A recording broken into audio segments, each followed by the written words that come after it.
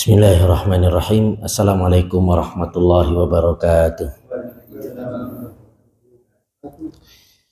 Innal hamdalillahi nahmaduhu wa nasta'inuhu wa nastaghfiruh wa na'udzu billahi min syururi anfusina wa min sayyiati a'malina. May yahdihillahu fala mudhillalah wa may yudhlil fala hadiyalah. Asyhadu an la ilaha illallah wahdahu la syarikalah wa asyhadu anna Muhammadan abduhu wa rasuluh. Qala Allah Ta'ala ya ayyuhalladzina amanu taqullaha haqqa tuqatih wa la tamutunna illa wa antum muslimun, amma ba'd. Para jamaah yang dimuliakan oleh Allah, alhamdulillah kita bersyukur kepada Allah Subhanahu wa taala atas segala limpahan nikmat dan karunia yang Allah Subhanahu wa taala berikan kepada kita. Salawat dan salam semoga tercurahkan kepada Nabi kita Muhammad sallallahu alaihi wasallam beserta keluarganya, sahabatnya, tabi'in, tabi'ut tabi'in, dan orang-orang yang senantiasa mengikuti risalahnya hingga akhir zaman. Para jemaah yang dimuliakan oleh Allah, malam hari ini kita melanjutkan kembali pembahasan kita dari Kitabul Jami', karya daripada Al-Hafidz Ibnu Hajar Al-Asqalani rahimahullahu ta'ala. Kita masih berada di bab yang kedua, bab tentang yang jiwaku berada di tangannya. Tidaklah sempurna iman seorang hamba sampai dia menyukai bagi tetangganya kebaikan yang dia suka untuk dirinya sendiri. Hadis ini berkaitan dengan adab kita dalam bertetangga. Siapa yang dimaksud dengan tetangga? Ada yang mengatakan tetangga itu adalah 40 rumah di depan rumah kita, 40 rumah di samping kanan rumah kita, 40 rumah di samping kiri rumah kita, dan 40 rumah di belakang rumah kita. Ada yang mengatakan tetangga itu adalah ya satu komplek. Ya. Berarti kita yang tinggal di perumahan ini, di komplek ini, semuanya adalah apa? Tetangga. Ada yang mengatakan tetangga itu adalah yang sama-sama mendengar adzan dari satu masjid. Misalkan dari masjid ini kita berjamaah di sini, ya, maka yang mendengar tetangga dari masjid ini, yang mendengar adzan dari masjid ini adalah tetangga kita. Ada yang mengatakan yang mendengar iqomah. Ya. Ini menunjukkan bahwasanya tetangga itu cakupannya sempit, ya. Jadi kalau pengertian tetangga itu adalah yang mendengar iqomah. Biasanya iqomah itu tidak pakai mic biasanya, ya. Berarti yang disebut dengan tetangga itu cakupannya sangat kecil. Ada yang mengatakan tetangga itu adalah yang sholat berjamaah sehari-hari bersama kita. Maka itu adalah tetangga. Namun apapun definisi dari tetangga, maka tetangga yang lebih dekat rumahnya dengan kita, maka dialah yang lebih utama untuk kita perlakukan dengan baik. Tapi jemaah yang dimuliakan oleh Allah, tetangga itu ada 3 macam. Yang pertama adalah tetangga yang punya 3 hak. Ini tetangga yang bagaimana yang punya 3 hak? Yaitu tetangga yang muslim, kemudian apa? Sekaligus dia adalah kerabat kita. Ini tetangga yang punya 3 hak. Yang pertama, hak dia sebagai seorang muslim. Kedua, hak dia sebagai kerabat. Yang ketiga adalah hak dia sebagai tetangga. Yang kadang-kala kan kita di samping rumah kita itu rumah orang tua, atau di samping rumah kita itu bibi kita, om kita, kakak kita. Maka dia punya 3 hak. Ya, hak sebagai seorang muslim, hak sebagai kerabat, dan hak sebagai tetangga. Kemudian model yang kedua dari tetangga adalah yang punya 2 hak. Ini tetangga yang muslim. Tetangga hak dia sebagai muslim, yang kedua adalah hak dia sebagai tetangga. Kemudian yang ketiga adalah tetangga yang punya 1 hak, yaitu tetangga yang non muslim. Maka dia punya hak sebagai apa? Tetangga yang kita diperintah untuk berbuat baik kepada dia. Disebutkan dalam hadis ketika Abdullah bin Amr bin As radhiyallahu anhuma menyembelih kambing untuk keluarganya. Maka kemudian beliau bertanya sama keluarganya, apakah kalian memberikan hadiah kepada tetangga kita yang Yahudi? Kemudian dia bertanya ulang, apakah kalian memberikan hadiah kambing yang disembelih ini kepada tetangga kita yang Yahudi? Sami'tu Rasulullah sallallahu alaihi wasallam yaqul, ma zala Jibrilu yusini bil jar hatta dzanantu annahu sayuwarrithuhu. Aku mendengar Nabi sallallahu alaihi wasallam bersabda, senantiasa Jibril berwasiat kepadaku, kata Nabi sallallahu alaihi wasallam.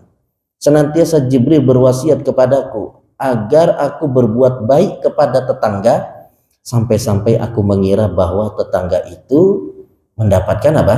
Warisan. Ya, jadi tetangga meskipun dia non muslim, dia punya hak untuk kita perlakukan dengan baik. Kalau kita punya rizki lebih, ya kita kasih hadiah kepada tetangga kita yang non muslim.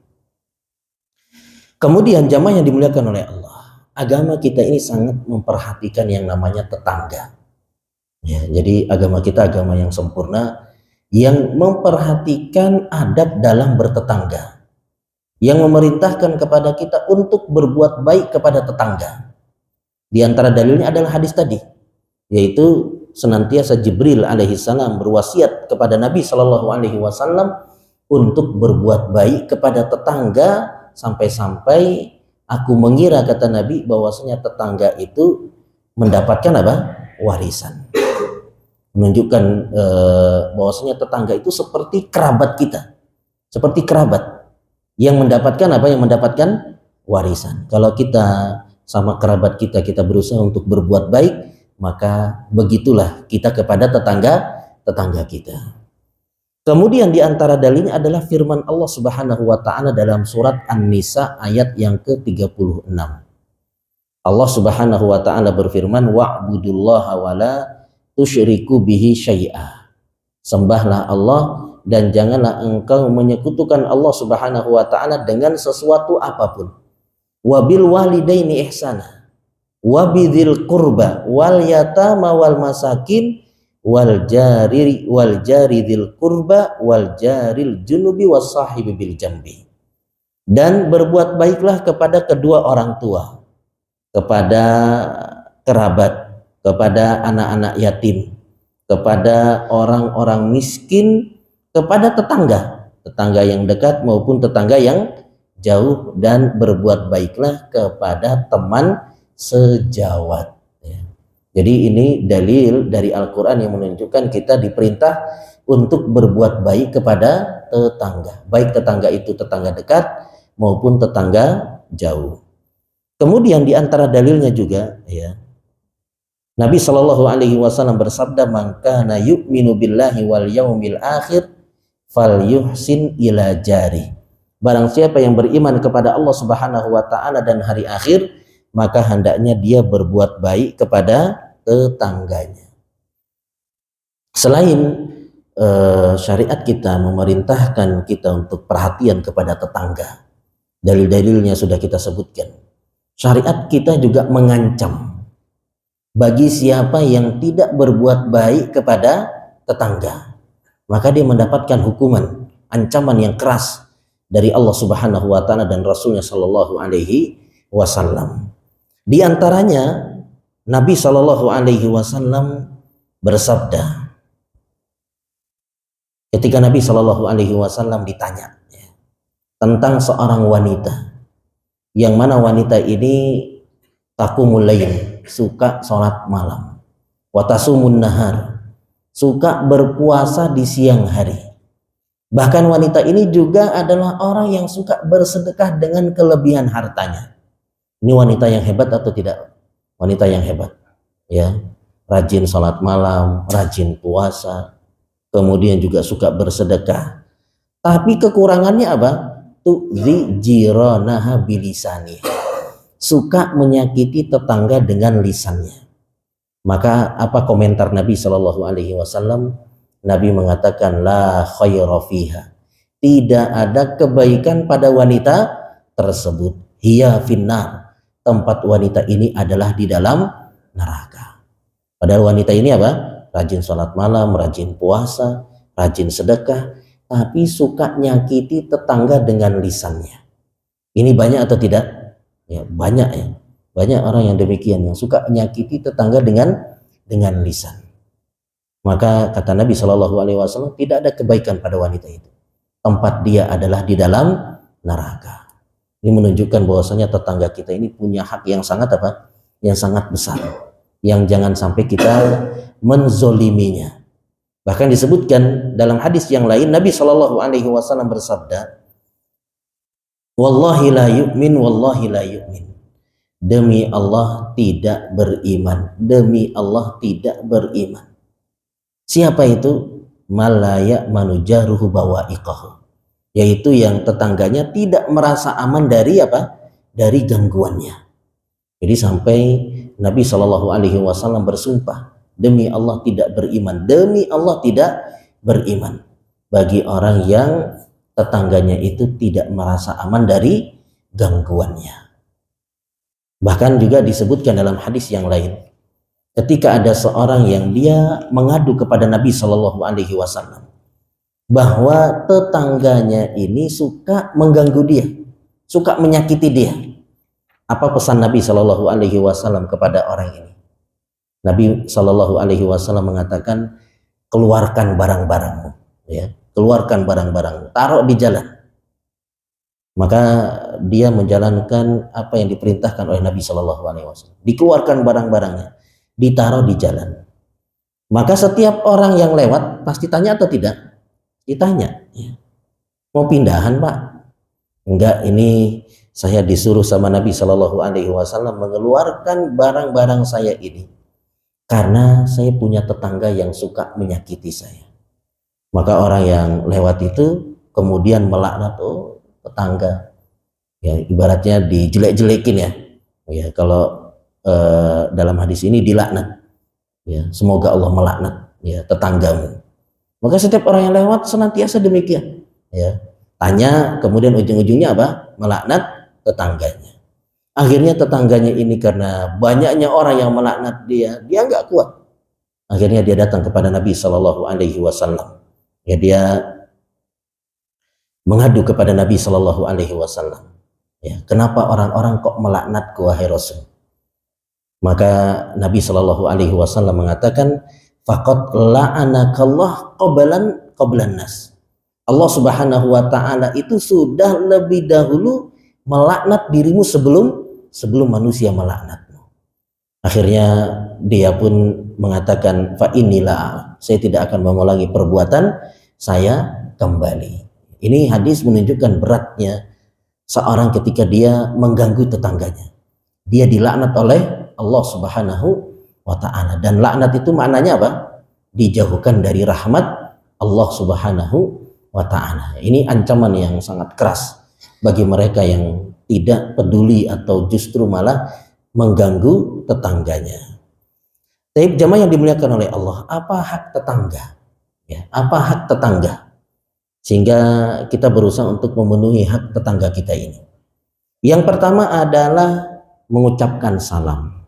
Jadi kalau kita papasan sama tetangga kita, maka kita mengucapkan salam. Kemudian yang kedua adalah hadir bila diundang. Biasanya tetangga kita punya hajatan, apalagi nikahan, kemudian kita diundang, maka kita berusaha untuk menghadiri undangannya. Ya, terutama hajatan nikahan ya. Nikahan ini wajib untuk kita apa? Untuk kita hadiri. Apalagi yang mengundang kita adalah tetangga kita. Kemudian yang ketiga adalah berbuat baik kepadanya. Ya, hak tetangga itu adalah kita berbuat baik. Kemudian yang keempat adalah bersabar terhadap gangguan tetangga. Yang namanya kita bertetangga, kadang-kala tetangga kita ini melakukan sesuatu yang membuat kita tidak nyaman. Tapi kita diperintah untuk bersabar. Ya, bersabar terhadap gangguan tetangga. Karena memang ya punya tetangga yang buruk itu hal yang disebutkan dalam hadis merupakan kesengsaraan. Ya, salah satu daripada yang membuat hidup kita itu sengsara. Nabi Shallallahu Alaihi Wasallam mengatakan arba'un minas sa'adah. Ada 4 hal yang merupakan kebahagiaan. Apa 4 hal yang merupakan kebahagiaan? Yang pertama adalah almar'atus sholihah, punya istri yang sholihah.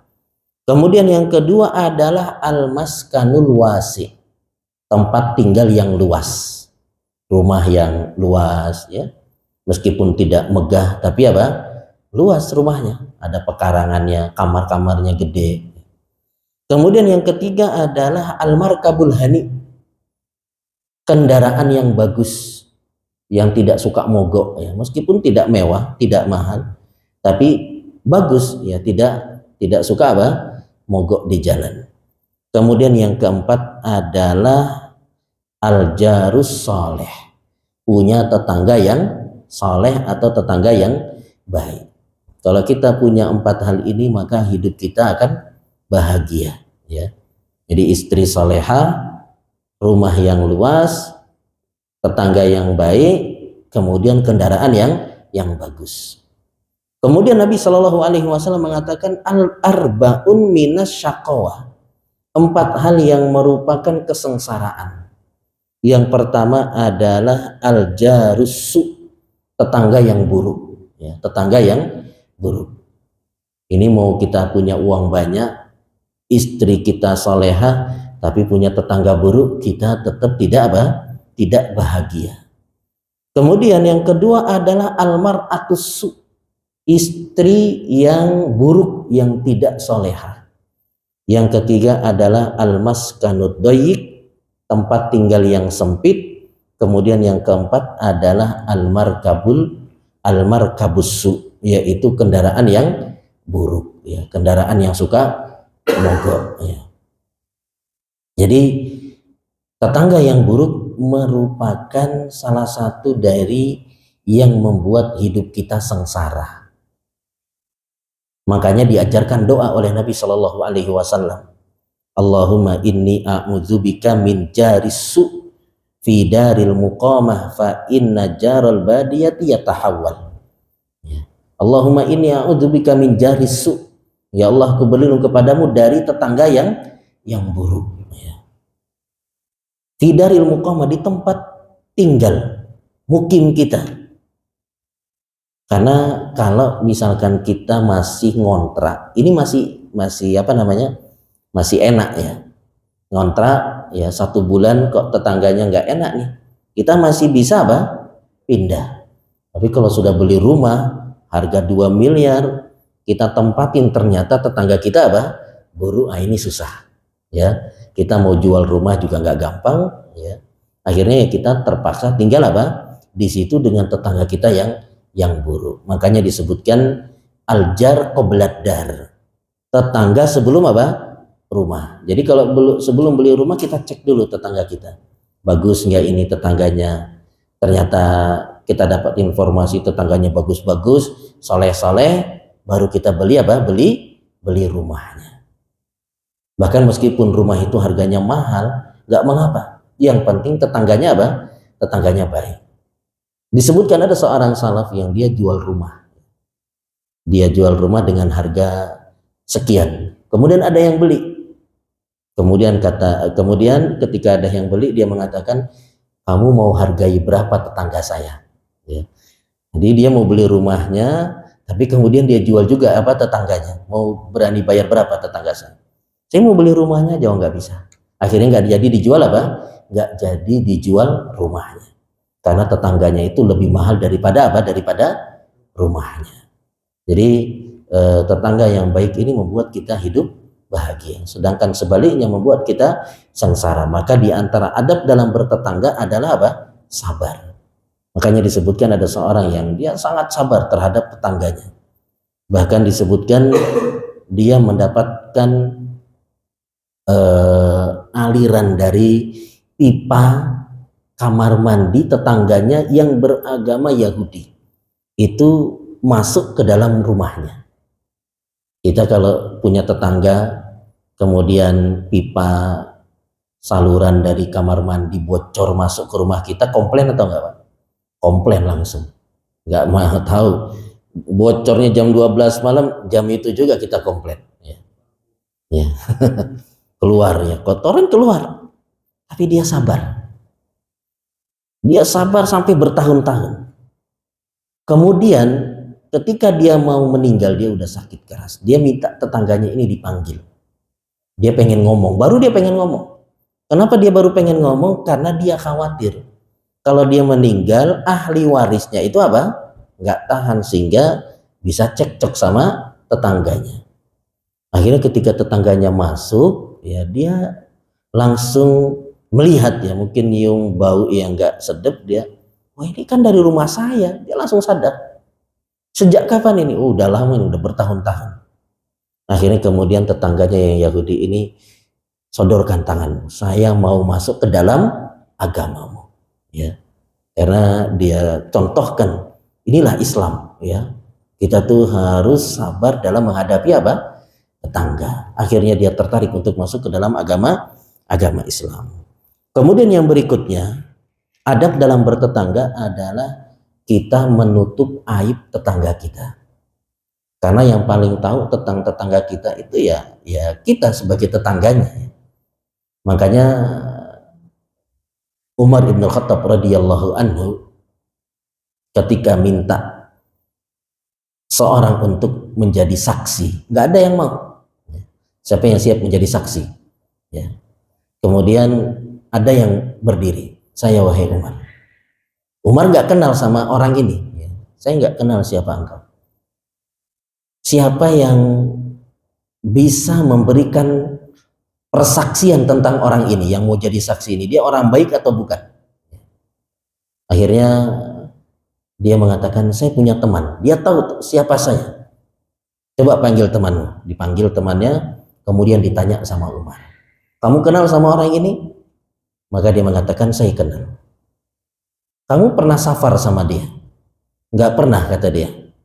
Kamu pernah muamalah uang sama dia? Enggak pernah juga, saya enggak pernah muamalah uang sama dia. Kamu tetangganya? Bukan, saya bukan tetangganya juga. Kata Umar, kalau begitu kamu enggak kenal siapa dia. Ya.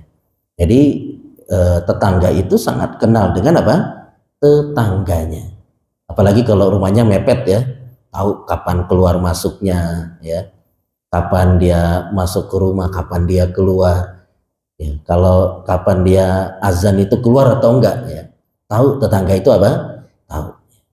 Maka kalau kita tahu aib dari tetangga kita, misalkan kita sering dengar piring pecah ya, kebanting-banting, ya ini kan tandanya apa?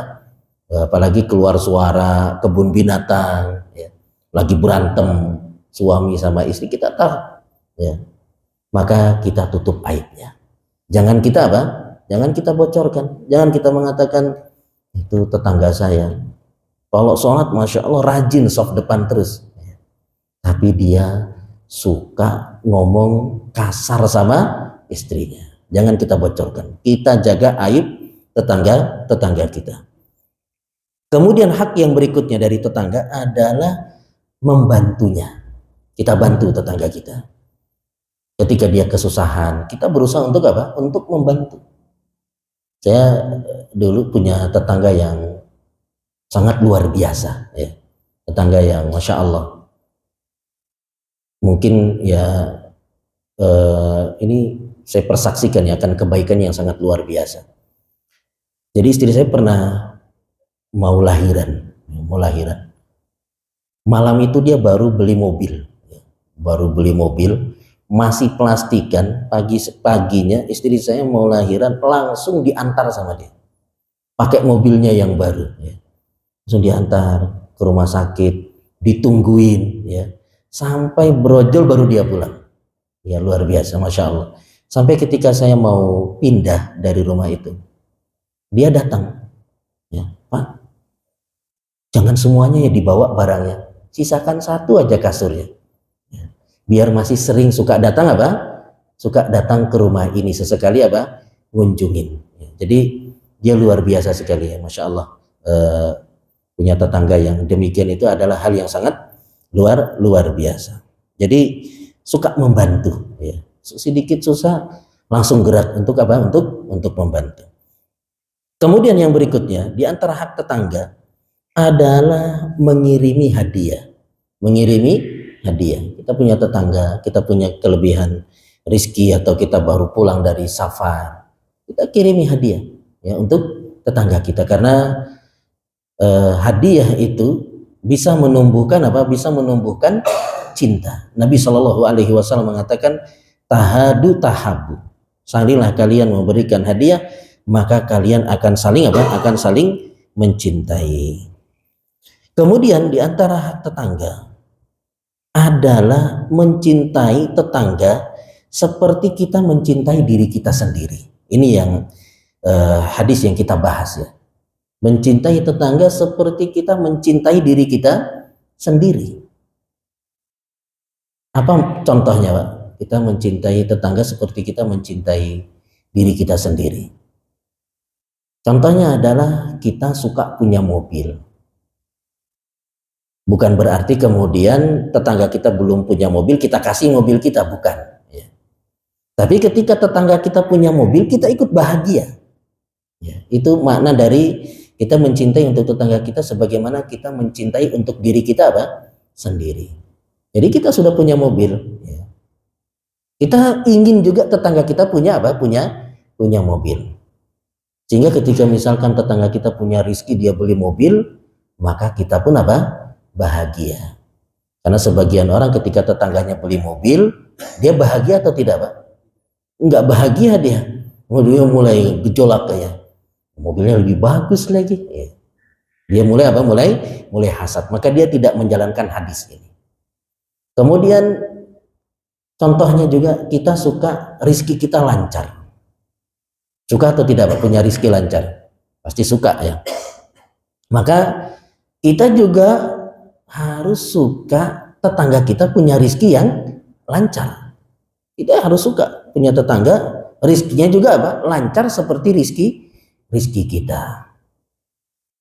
Kalau seandainya rizki kita lancar itu dari kita berusaha ya, berwirausaha atau berjualan nasi uduk depan rumah kita. Kemudian tetangga kita juga jualan nasi uduk. Ya, nggak berapa rumah dia jualan juga nasi uduk. Kira-kira kita suka nggak dia jualan nasi uduk, Pak? Harusnya suka, ya, harusnya suka. Nggak boleh kemudian wah ngurangin pelanggan ini, ya. Ya, ngurangin apa? Pelanggan. Biasanya habis telur sekilo setiap pagi, gara-gara dia buka setengah kilo pun apa? Nggak habis. Maka kita harus tetap apa? Harus tetap suka ya. Kalau kita mau menjalankan hadis ini, bahkan disebutkan menjalankan hadis ini itu hukumnya wajib. Menjalankan hadis ini yaitu kita menyukai untuk tetangga kita sebagaimana kita menyukai untuk diri kita sendiri. Itu hukumnya wajib. Karena di depannya Nabi Shallallahu Alaihi Wasallam menekankan dengan sumpah. Walladzi nafsi biyadi. Ini kan sumpah ya.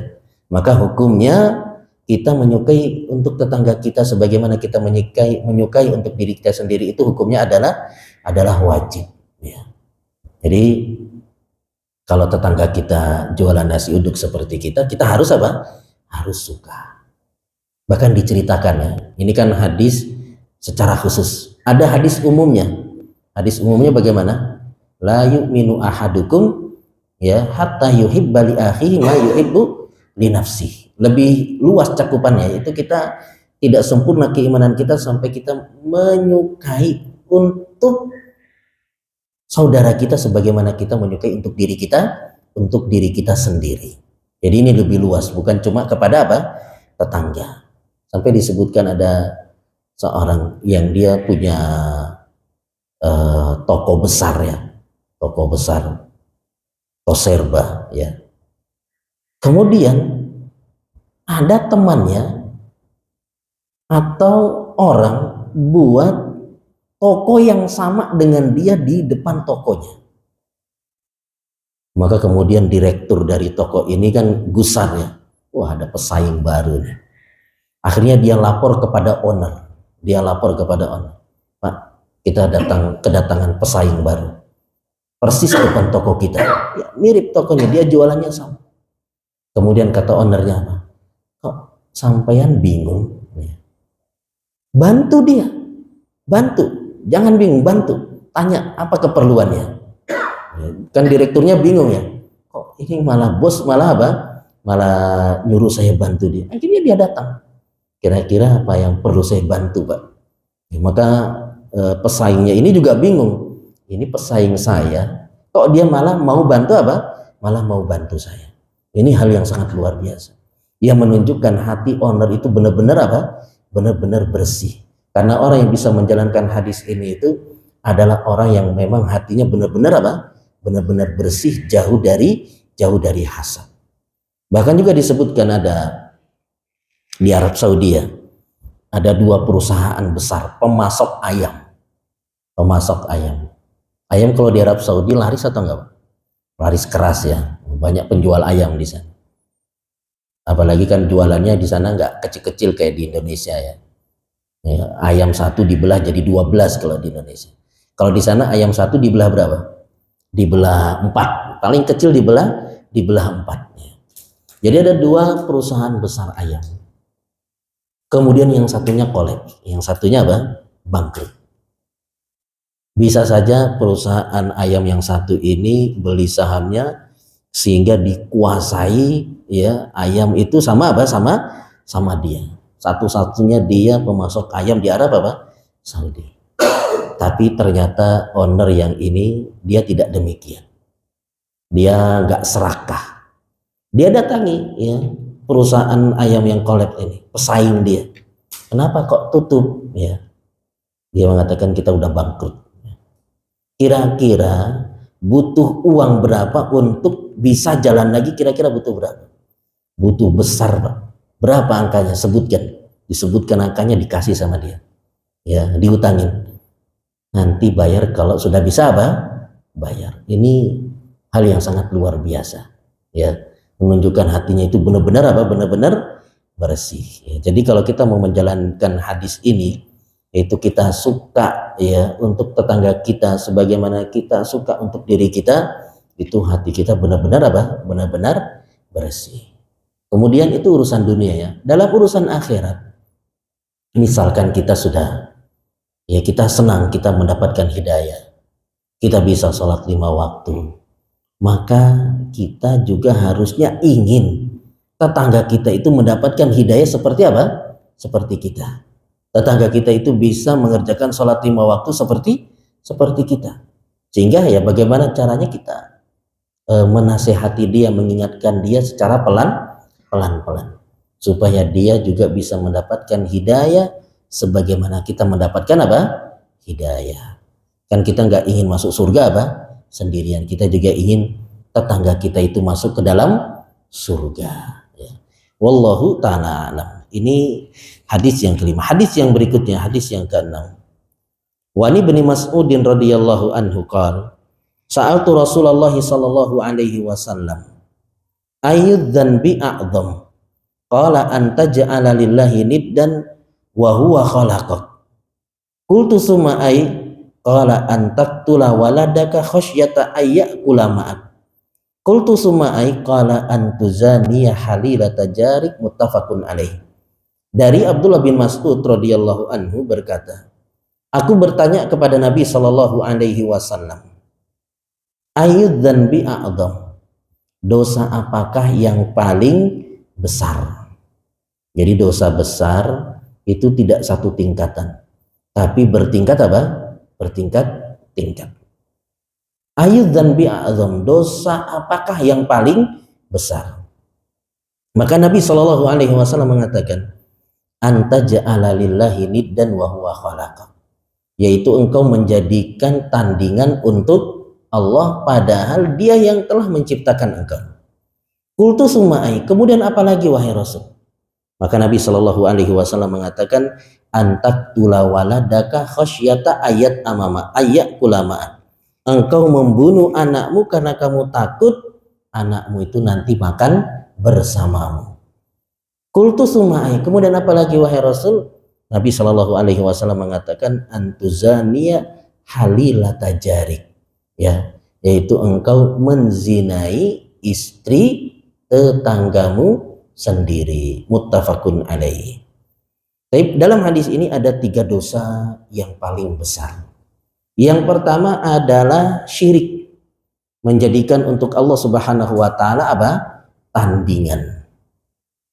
Yang mana syirik ini merupakan dosa yang paling besar,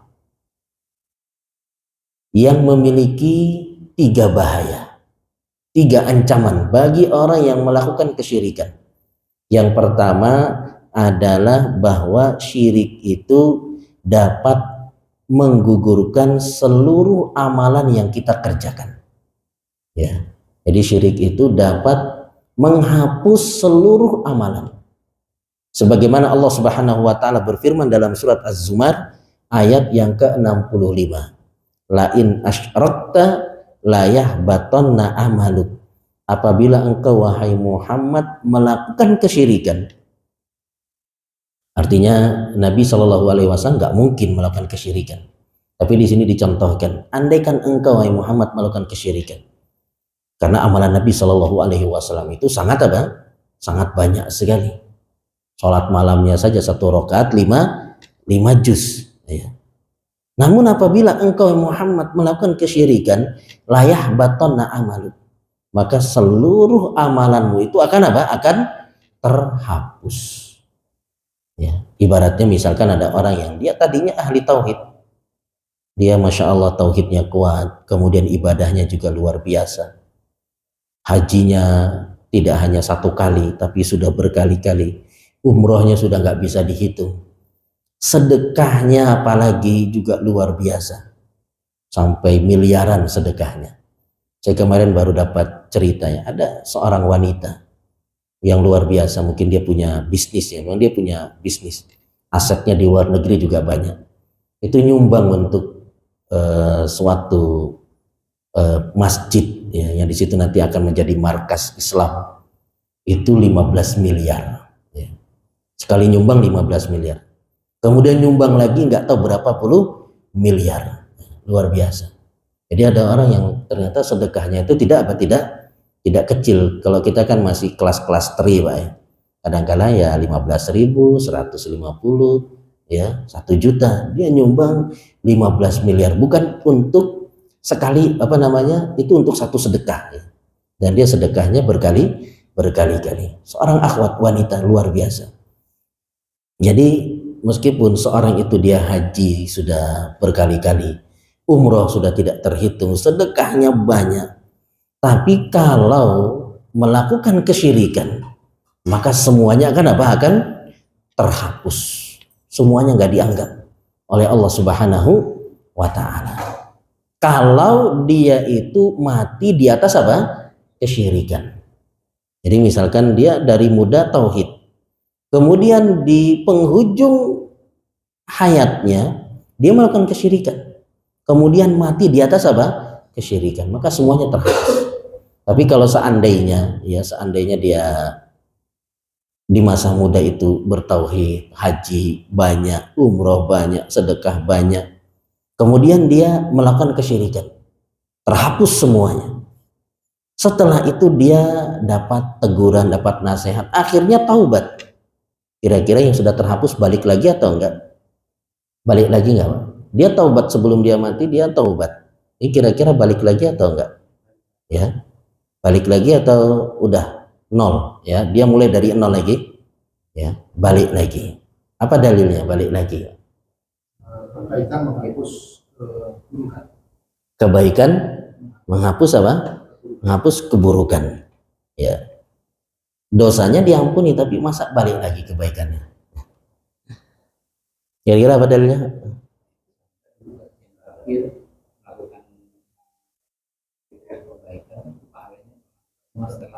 Setelah dia masuk Islam ya. Barakallahu fiik. Jadi ada sahabat ya, yang dia masuk Islam. Kemudian dia mengatakan kepada Nabi, wahai Rasul, dahulu saya waktu belum Islam itu saya suka nyembelih onta, ya sampai ratusan, dia sembelih 1000, sembelih dibagi-bagikan kepada jamaah haji. Apakah setelah saya masuk Islam ini saya bawa kebaikan saya dulu? Ya. Maka Nabi Shallallahu Alaihi Wasallam mengatakan, aslamta ala ma salafa min khair. Kamu masuk Islam dengan membawa seluruh kebaikan yang dulu pernah engkau kerjakan. Jadi ini yang pertama, bahaya dari kesyirikan, yaitu terhapus seluruh seluruh amalan. Kemudian yang kedua, bahaya dari kesyirikan adalah dosa syirik itu dosa yang tidak akan diampuni oleh Allah. Syirik itu merupakan dosa yang tidak akan diampuni. Allah Subhanahu wa taala berfirman dalam surat An-Nisa ayat yang ke-48, innallaha la yaghfiru ayyushraka bih wa yaghfiru ma duna dzalika liman yasha. Sesungguhnya Allah Subhanahu wa taala tidak mengampuni dosa syirik, dan Allah mengampuni dosa di bawah kesyirikan. Jadi dosa-dosa di bawah kesyirikan diampuni oleh Allah. Meskipun misalkan seorang itu dia tidak sempat bertaubat. Ya, misalkan ada orang yang dia zina, ya. Dia bawa wanita ke kamar hotel, kemudian dia zina. Selesai zina, dia pulang ke rumahnya, baru nyebrang dia kesambar mobil, meninggal dunia di tempat. Belum sempat bertaubat. Ada kemungkinan diampuni atau tidak? Ya, ada kemungkinan diampuni oleh Allah. Ya, karena kaidah ahli sunnah wal jamaah terkait dengan orang yang melakukan dosa besar adalah insya'a adzabahu wa insya'a ghufiralah. Bisa jadi Allah Subhanahu wa taala mengazabnya, bisa jadi Allah Subhanahu wa taala mengampuni dosanya. Atau orang yang lagi mabuk, ya.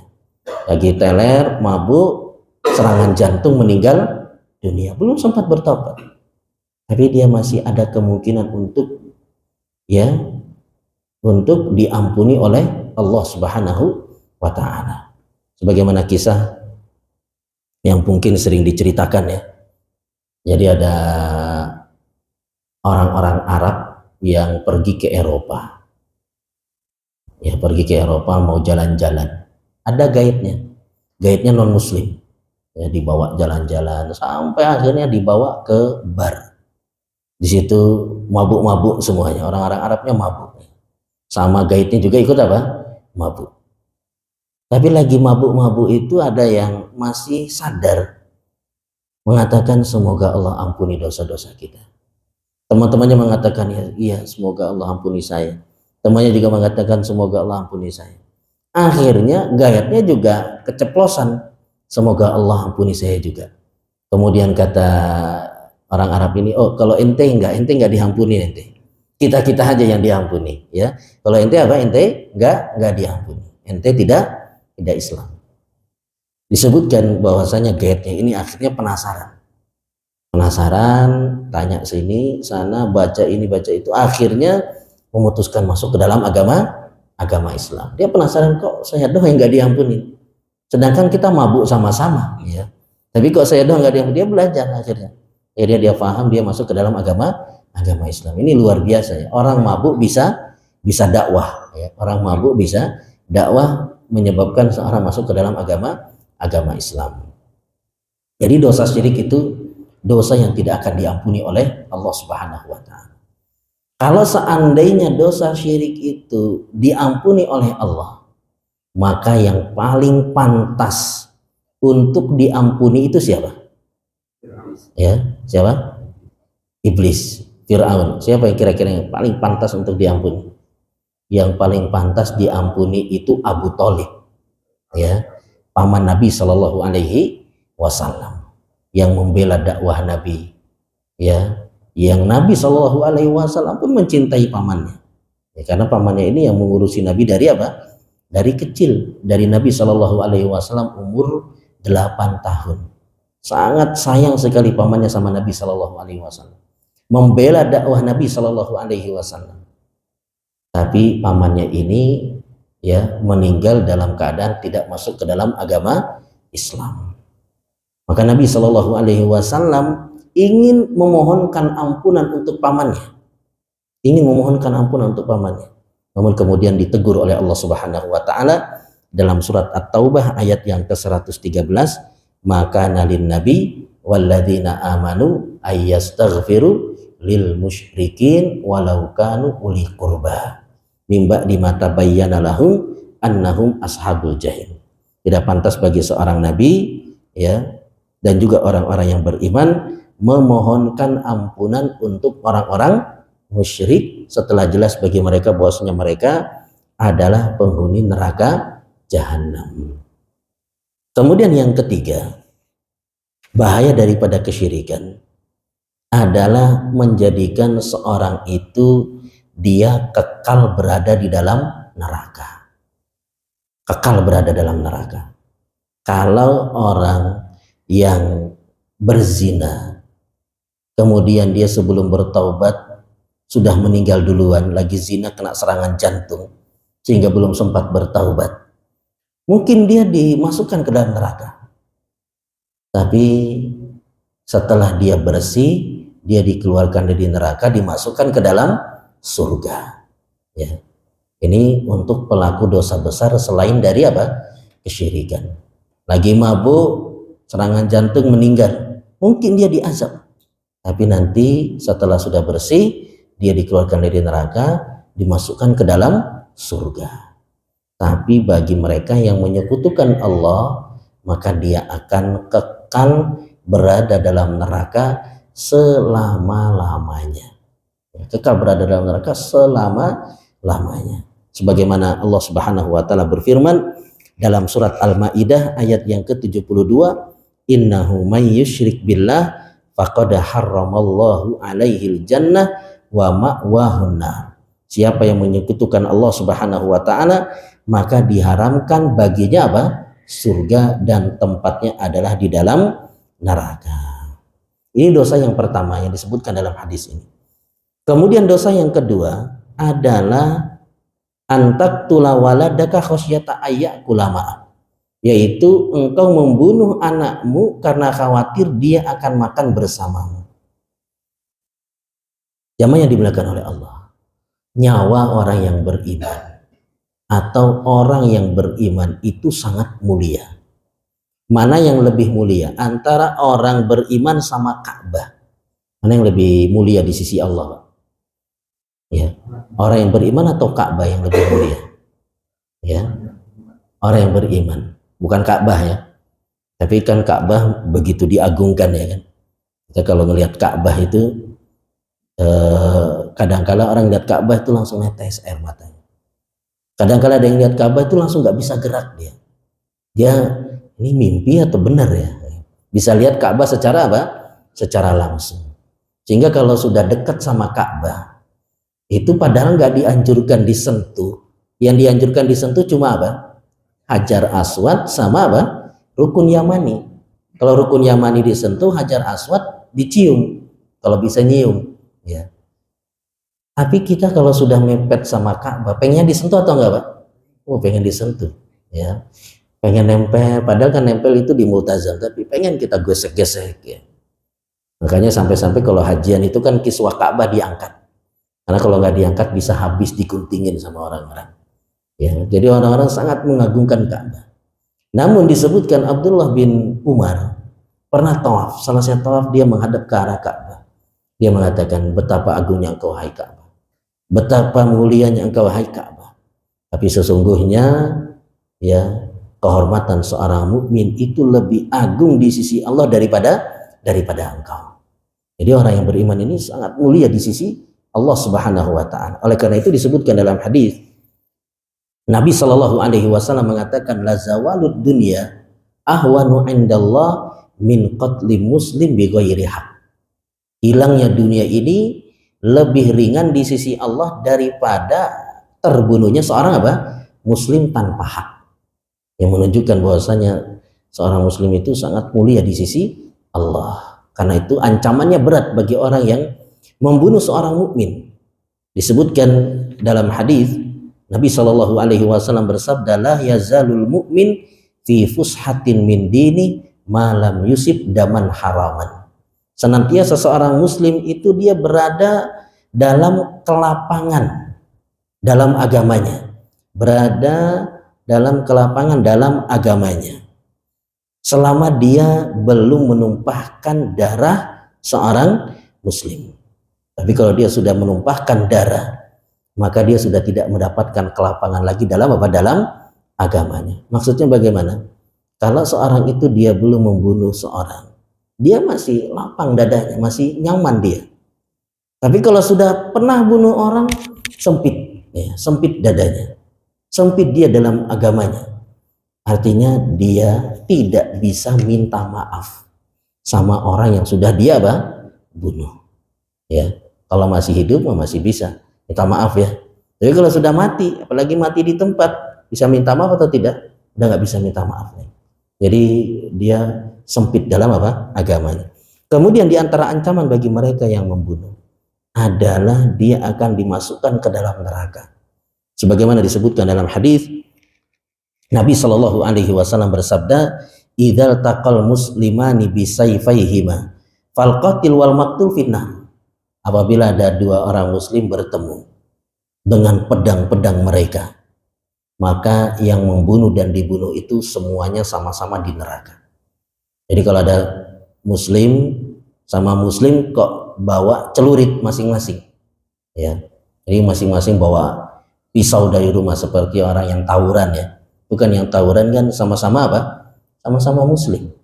Atau yang demo kah atau apa, ini kan sama-sama muslim. Maka kalau masing-masingnya bawa senjata, muslim sama muslim berperang, maka yang membunuh dan dibunuh di neraka.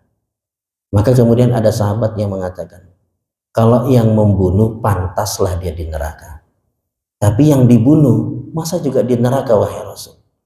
Maka Nabi Shallallahu Alaihi Wasallam mengatakan, bukankah yang dibunuh itu juga punya niat untuk membunuh saudaranya? Ini ancaman yang keras bagi orang yang menumpahkan darah ya sesama muslim. Kalau membunuh seorang muslim yang bukan siapa-siapanya saja, itu dosanya sudah sangat berat. Bagaimana yang dibunuh itu adalah kerabat sendiri. Ya, ada anak bunuh bapak, ada anak bunuh ibu. Ya. Dan di sini yang disebutkan adalah bapak atau ibu yang bunuh bunuh anak. Maka dosanya akan semakin semakin berat. Kenapa semakin berat? Karena yang namanya kerabat itu harus diperlakukan dengan baik. Kita diperintah kepada kerabat itu untuk menyambung tali silaturahim. Membunuh itu salah satu memutuskan tali silaturahim. Maka dosanya akan lebih berat lagi. Kemudian biasanya orang tua membunuh anaknya itu karena takut miskin, ya, karena takut miskin. Maka diingatkan, ya, Allah Subhanahu wa taala mengatakan, wala taqtulu auladakum khasyata imlak. Janganlah kalian membunuh anak-anak kalian itu karena takut miskin. Nahnu narzuquhum wa iyyakum. Kamilah yang memberikan rizki kepada mereka dan juga kepada kalian.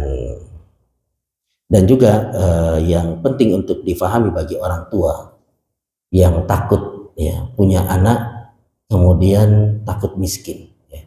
Kadang-kadang kan orang punya anak pengennya sekian saja, karena nanti kalau banyak anak nanti bisa susah ya, nanti mau dikasih makan apa. Maka yang pertama adalah kita berhusnuzon kepada Allah, berbaik sangka kepada Allah. Banyak anak itu banyak rezeki. Anak kita itu lahir bawa rezekinya bawa rezekinya sendiri, nggak ngambil rezeki orang tuanya. Tapi banyak orang itu yang dia suudzon sama Allah, nanti saya makan apa. Maka diingatkan oleh Abdurrahman Al-Umari rahimahullahu ta'ala, bagi mereka yang mengkhawatirkan rizkinya, bagi mereka yang khawatir dengan dengan rizki. Abdurrahman Al-Umari mengatakan, kuntu janinan, dahulu aku ini adalah janin ya. fi batni ummi, di dalam perut ibuku. Tapi meskipun aku ini janin gak bisa ngapa-ngapain, rizki itu datang kepadaku. Rizki datang dengan sendirinya, ya. Bahkan rizki itu langsung masuk ke mulut, ya.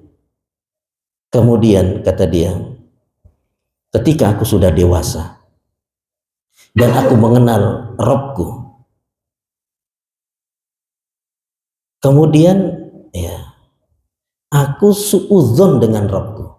Jadi ketika sudah besar, sudah sekolah, badan sudah kuat, bisa bekerja, kemudian malah suudzon sama Allah Subhanahu wa taala. Suudzonnya apa?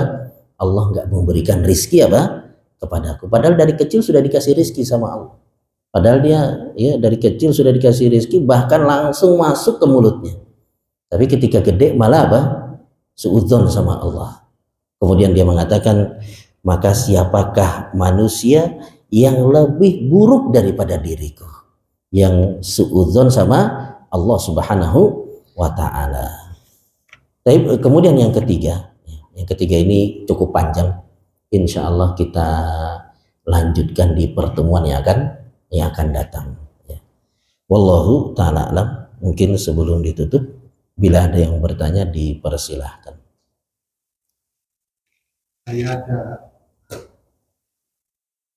sebenarnya iya pertanyaan saya itu ada iklan di TV, namanya Halung dan Bilang Aja. Karena saya tertarik, dia itu demonstrasinya itu luar biasa. Jadi ada aplikasi merah ini itu jadi hilang, sementara yang lain diantaranya itu terus melancarkan jalan. Karena saya tertarik demonstrasinya, Bismillah saya membeli. Dan saya tetap yakin bahwa memang yang menyembuhkan ya semuanya Allah lah yang menyembuhkan.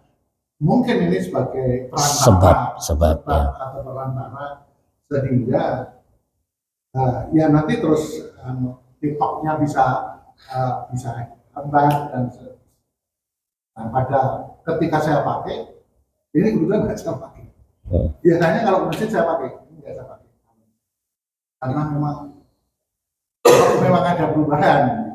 Ya, saya yakin bahwa yang menyembuhkan Allah, tapi memang ada perubahan, saya yakin. Atau kemudian ada yang komentar, begitu saya pakai melihatnya sirik, waduh, padat saya, sirik. Langsung saya saat itu juga saya komentarnya agak aneh juga saya. Kalau kamu juga bawa ATM, terus kamu sedih, kamu khawatir, itu yang sirik.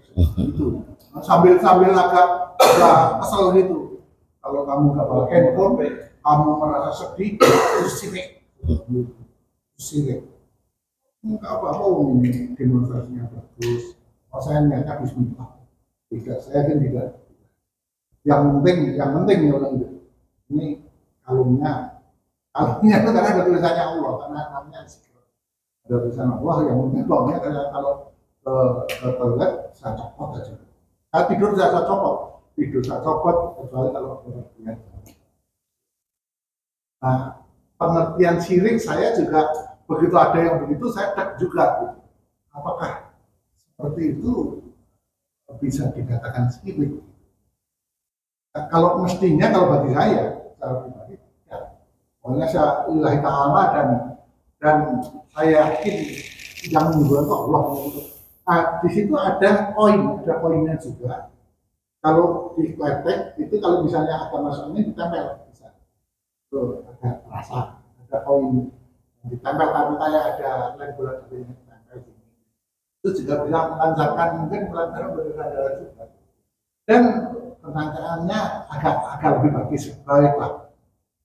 Terus dia ngasih tahu, nanti kalau lemnya udah nggak bagus, diganti aja dengan lem bola balik, tempel lagi biar lancar lagi. Tapi kan seperti salon emas juga apakah sipik, saya Tapi sejadinya ya saya yakin bahwa itu tidak. Nah, mungkin karena syiriknya itu kalau zaman-zaman dulu, zaman kemerdekaan dulu kan ada kalung, ada bundelannya, gelang gitu kan. Ya itu terus akhirnya masih terbawa yang dulu soal jimat gitu jadinya Ya. Tapi wallahu taala alam ya. Mungkin karena bentuknya yang mirip sama jimat ya, sehingga dianggap dengan apa? Kesyirikan. Sebenarnya dalam kesyirikan itu ada kaedah ya. Untuk menentukan itu syirik atau bukan. Jadi ada kaedah, yaitu sebab ya. Sebab itu ada yang sebab syar'i, ada yang sebabnya itu apa namanya duniawi ya. Sebab yang syar'i itu seperti apa? Seperti surat Al-Fatihah ya, bisa menyembuhkan ya, atau madu itu kan ada ayatnya ya, ada ayatnya bahwasanya madu itu syifa, madu itu adalah apa? Obat, atau air zam-zam ya. Kemudian yang kedua adalah sebab yang syar'i, sebab yang duniawi yang melalui penelitian. Kalau sakit kepala ya minum Panadol ya, seperti itu. Maka ini bukan syirik ya. Jadi kalau sakit kepala kita minum Panadol nggak syirik, karena menurut penelitian untuk orang sakit kepala minum obat apa? Panadol. Tapi kalau jimat ya, kita bicara jimat. Jimat itu sebab yang mana? Duniawi atau yang syar'i? Nggak ada ya. Dia bukan yang syar'i, juga bukan yang duniawi. Nggak ada penelitiannya. Orang yang pakai misalkan ada kalung tulisannya surat Al-Fatihah atau surat-surat apa, kemudian dia bisa apa? Bisa sehat. Ya, itu nggak ada ya, nggak ada penelitiannya demikian, nggak ada. Orang kalau mau sehat ya dia minum apa? Minum obat atau minum madu dan yang lainnya. Nah, kalau seandainya kalung tadi ya, kalung yang tadi ya, itu memang menurut penelitian memang bisa menyehatkan, bisa mengeluarkan racun ya dari tubuh, bisa melancarkan ya peredaran darah, maka itu bukan bagian dari apa? Bukan bagian dari kesyirikan. Kalau memang apa? Menurut penelitian, ada penelitiannya ya. Jadi bukan karena ada tulisan Allahnya atau ada jimat-jimatnya, ada bacaan-bacaannya ya. Memang itu kayu ya, kayu mungkin yang dari hutan mana, dari pohon mana, sehingga kalau ditempelkan di tubuh itu bisa apa? Bisa melancarkan peredaran darah ya. Maka itu bukan bagian dari kesyirikan. Hanya saja kalau misalkan dipakai hari-hari ya, kita pakai kalung, kita pakai gelang ya, sedang kita ini laki-laki, maka ini ada pembahasan khususnya. Tapi bukan bagian dari apa? Bukan bagian dari kesyirikan. Kalau memang kayu itu diantara apa? Sebab yang bisa menyembuhkan ya. Karena di zaman dahulu memang orang-orang tuh pakai kalung yang tujuannya adalah ya jimat, untuk menangkal penyakit ya, untuk menangkal apa? Menangkal penyakit. Jadi bukan untuk menyembuhkan, tapi untuk menangkal ya. Jadi jimat-jimat itu untuk apa? Untuk menangkal. Nah, kalau itu memang adalah hal yang bisa memang benar-benar menurut penelitian, maka bukan bagian dari apa? Kesyirikan. Tapi kalau kita pakai sehari-hari ya, sedangkan kita laki-laki, nah ini ada pembahasan khususnya pakai gelang sama pakai kalung bagi apa? Bagi laki-laki itu hukumnya bagaimana? Jadi mungkin dipakai saat tidur malam, saat berada di rumah ya, tidur kan biasanya kan detox itu berjalan dengan baiknya di malam apa? Di malam hari mungkin ya. Jadi mungkin dipakai di malam hari seperti itu. Tapi kalau itu bagian dari kesyirikan, wallahu taala alam, kalau memang itu ada penelitiannya. Ada penelitiannya. Demikian. Wallahu taala alam. Ya, kalau di depan Ka'bah itu, kalau kawan saya ditegur pakai kalung emas disuruh kita. Punyanya si Fatimah.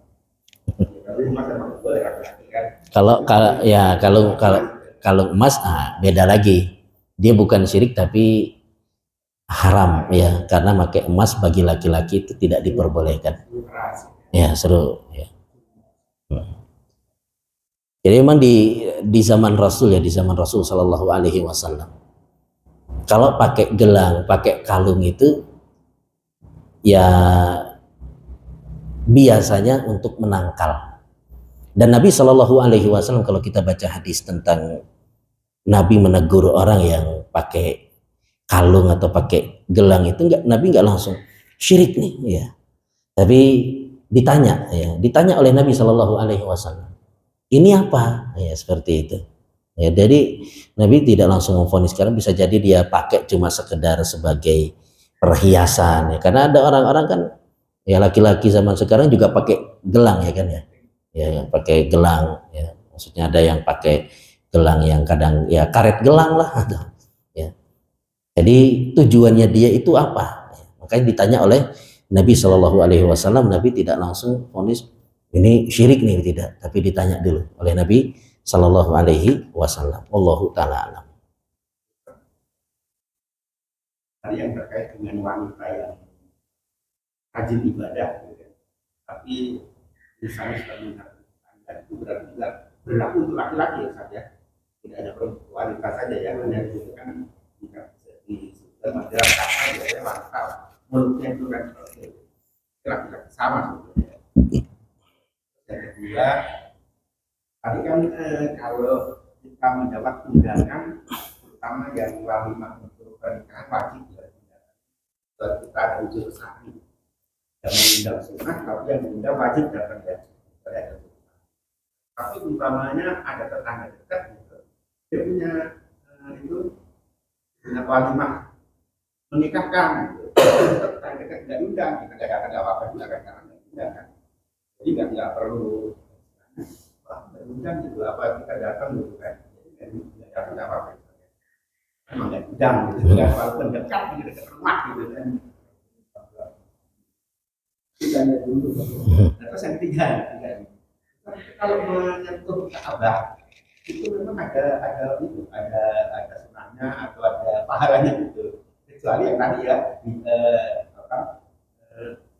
dukun itu sama Hajar Aswad. Karena saya pernah dengar kalau menyentuh bidang yang lain itu malah tidak dibolehkan gitu, karena nanti dikhawatirkan jadi berpotensi syirik gitu kan.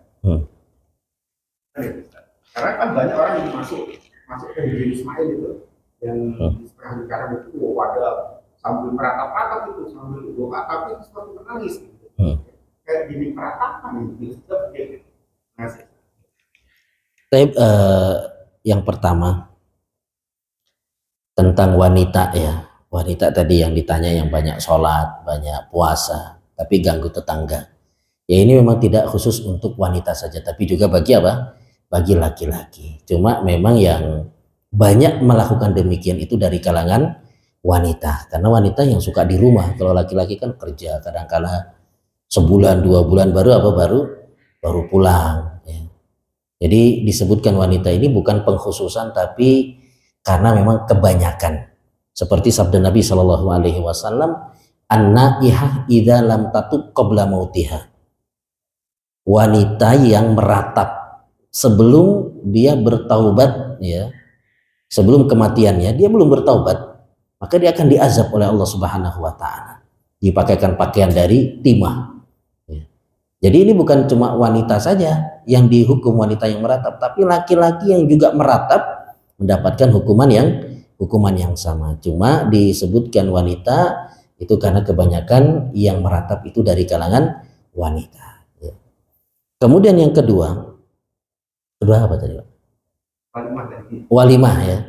Ya kalau kita nggak diundang ya mungkin kita tanya ini khusus atau bagaimana ya.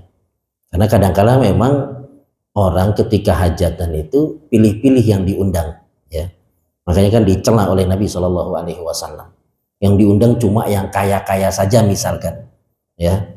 Kemudian tetangganya yang kurang kaya tidak diundang misalkan ya. Jadi kalau misal kita nggak diundang padahal ini sebelah rumah banget ini ya kita mungkin tanya, Pak ini khusus atau enggak ini ya. Tapi kalau misalkan kita juga mau tanya kok malu, sungkan, ya nanti dikira ngarep ya. Ya sudah nggak usah datang ya. Ya nggak apa-apa kita nggak datang. Nanti kalau Pak kok nggak datang? Belum sampai undangan ke saya ya. Tapi kita tanya dulu, kita apa namanya, tanya istri siapa tahu rumah kita digedor-gedor, kita nggak keluar ya. Jadi kita tanya, ini saya diundang nggak Pak? Ya nggak apa-apa kita tanya supaya tidak menimbulkan apa suudzon atau fitnah yang lainnya. Kemudian yang ketiga ya, terkait dengan menyentuh Ka'bah. Sebenarnya ya memang yang disyariatkan itu rukun Yamani dan Hajar Aswad. Tapi kadangkala ya orang udah jauh-jauh ya, dia pengen sentuh Ka'bah, maka ya tidak mengapa. Selama tidak punya keyakinan ya, punya keyakinan ya mungkin orang dia peluk kemudian dia nangis ya, di situ dia bertaubat kepada Allah Subhanahu wa taala. Maka wallahu taala alam, selama memang tujuannya baik ya, tidak ada keyakinan, maka tidak mengapa.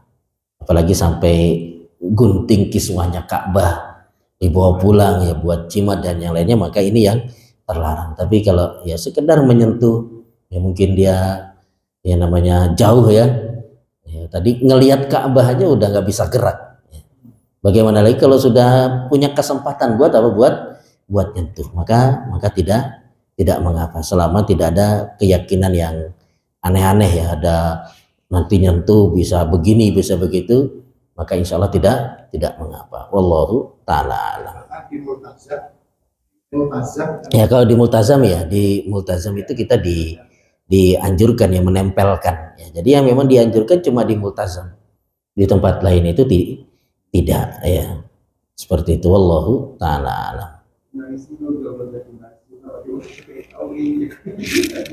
Apalannya lupa semua kapan ya.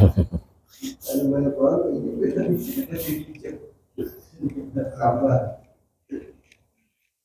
Kalau di Ismail itu adalah Ya. Kalau masuk Hijr Ismail dianjurkan, bukan dindingnya, masuknya ya, karena Hijr Ismail itu bagian Ka'bah, jadi dianjurkan masuk ya. terbatas sampai masuk. Jadi kalau untuk di Ka'bah itu bisa rusak gitu. Saya ngomongnya kadang-kadang selain rukun zaman dan itu saya jadi nggak, mereka tinggal kan gitu. Ya, ya untuk kehati-hati ya bagus juga ya.